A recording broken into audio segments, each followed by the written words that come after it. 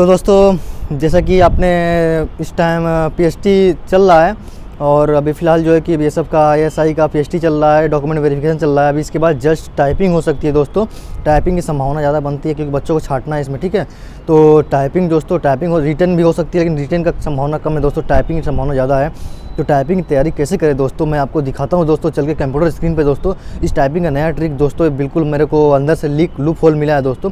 ये टाइपिंग किस तरीके से की जाती है दोस्तों, मैं अभी आपको बताता हूँ लैपटॉप स्क्रीन में चल के दोस्तों, ठीक है। देख सकते हैं दोस्तों, देखिए दोस्तों, सॉरी दोस्त, ये देख सकते हैं। देखिए दोस्तों, इसमें इंपॉर्टेंट है ASDF और ये स्लैश कॉलम, ये जेक तक, इसे दोस्तों देख सकते हैं। ELC दोस्तों, ये नंबर ब्लॉक दोस्तों, और वाइड दोस्तों फ्री पेज दोस्तों, GPS दोस्तों।